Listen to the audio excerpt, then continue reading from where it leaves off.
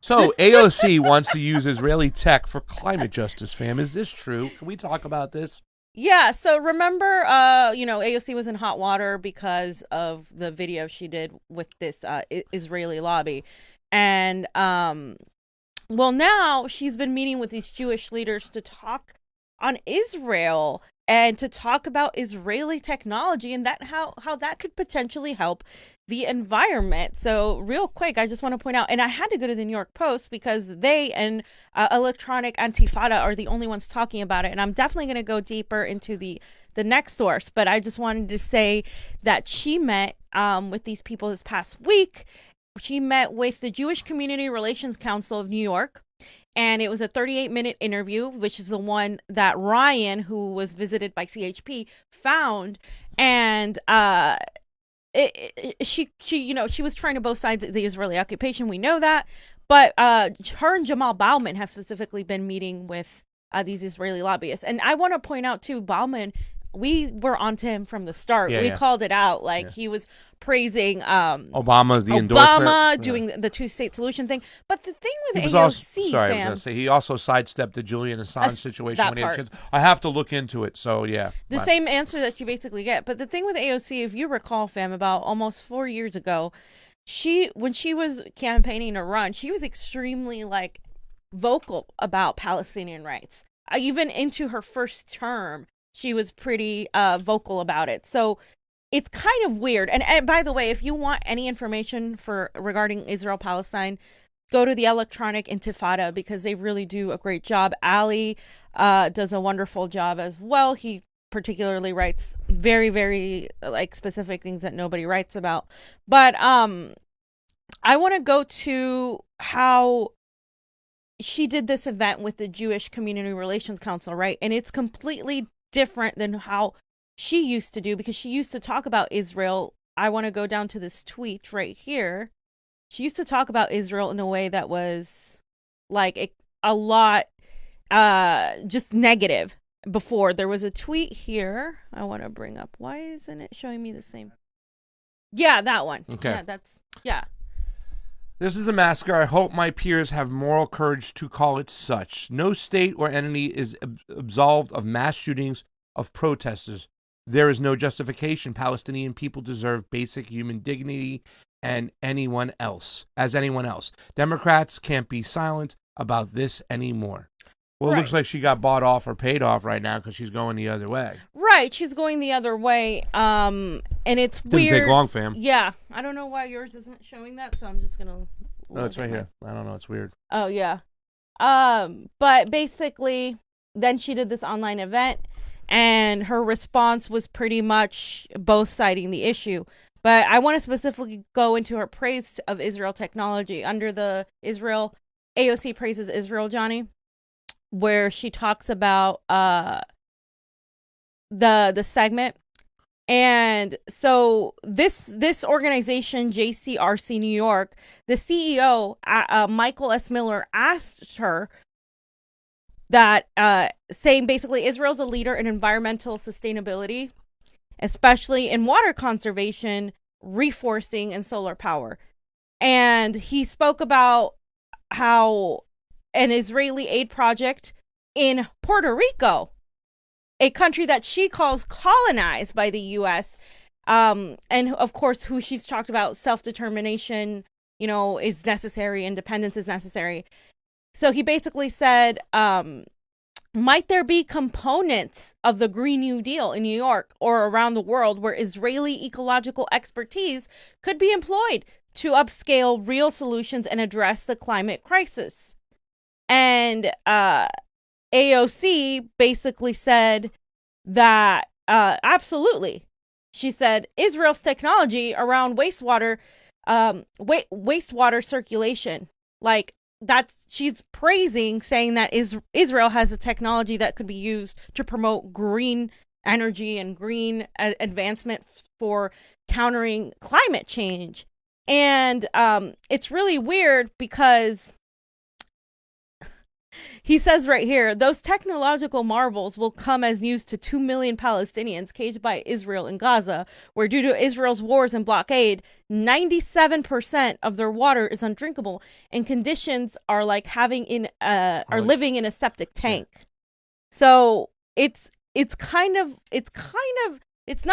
very obvious that she's pandering to Israeli lobbyists, but it's also disgusting in terms of, if you know anything about what Israel's doing to Palestinians, you know that their water, they can't even have drinkable water. They don't have power. They don't have a lot of basic things. It's a human rights violation and all of these things we've been talking about. And I remember when we watched Abby Martin's documentary on that, how specifically they focus on the fact that they can't even drink water. Yeah. So to say that you back Israel in advancing technology to help the green economy is not only, it's just very like completely just, it's so stupid to say that. Like she comes off like a complete jackass. Yeah. And a lot of people didn't even catch this part of the interview because the interview was like an hour long and everybody was focused on her both siding.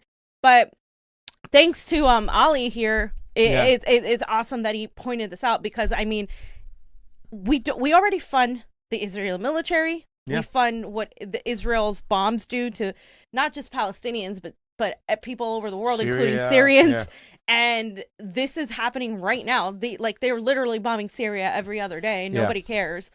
It's disgusting that she's doing this. And you can tell it's an obvious shift from before when she was so like outraged. Yeah. I mean, if she was serious about her words before, she wouldn't be diving into this area and saying, I'm not going to talk about anything that Israel does until they provide justification and pull back from massacring all these Palestinians all the time. And we've talked about the water issue, too, as well. They're building a lot of desalination plants, right? Yeah. Because they don't have a lot of water. In fact, we had talked about them pushing up into Lebanon to try to get part of that river, some of that water over there and stuff like that. So really, this is about, Israel preparing their military budget and their war budget in case there's those plants, get hit, whatnot. So that's the fact that she's diving in there kind of under the hidden parts of like, oh, this is about a Green New Deal. No, this is about Israel once again and their military budget, protecting their sovereignty and all that stuff. So it's a lot deeper than it really leads you to believe. It's not a green thing. You know what I'm saying? It's a bullshit thing. It's worse than Elizabeth Warren's green bombs. It's pretty bad. It's worse because Israel is literally using this technology to kill people, and now you want to use it to pretend that you're going to promote your Green New Deal. Yeah. And by the way, just a couple things I want to point out about JCRC. It's yes, it's an Israeli lobby group, but it also always does junkets for politicians regarding Israel, and also goes after community leaders, and they usually justify Israel's violence against Palestinians. They put out propaganda attacking the Palestinian solidarity movement, including recommendations from Israel's Roy Institute think tank on how to smear and sabotage nonviolent boycott, divestment, and sanctions BDS movement. And she never actually endorsed the BDS movement, it is worth noting. Unlike Ilhan Omar and Rashida Tlaib, which is something I've always said, when it came to those things, they were definitely more vocal than she was. Obviously, they're Muslim, so there's a little bit of that element to it, but she was definitely much more vocal in the beginning, and I think it was all like a facade. I think it was all fake. So. Why is she going to Israel to promote a Green New Deal or whatnot and stuff? Why don't she come up with a sensible bill here and work with members in Congress on both sides of the aisle? I mean, there's people out there, I'm saying, that you can make some moves.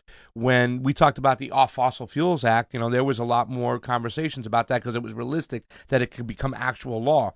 She wrote the Green New Deal resolution. It was a resolution. It really was. And it was really way over the top. And it really didn't address a lot of the issues that people on the left, the progressives, really wanted. I mean, if we're serious about something over here, I'm saying, why don't we try to incorporate something green like the Green New Deal or green construction into the infrastructure bill? Why doesn't she go to Biden and say, well, let's our new infrastructure bill should be heavy on green technologies, the way we kind of pave the roads, fix the bridges and stuff like that. The fact that we're going over there and looking over there and talking to Israel, it's just it seems like more pandering, and it looks like AIPAC's coming into play. You gotta know they're gonna come back in and start funding you the money. We should not be aligning ourselves with Israel. We should in fact be distancing ourselves as a country. because of what they're doing, and we should stop funding them. Yeah. Instead, she's promoting funding them via getting technology for the green issues, which is, it's fucking ridiculous. It's like, yeah, the West will have a nice green climate change championship while Palestinians and Syrians in the Middle East and all these brown people like go, get bombed and die.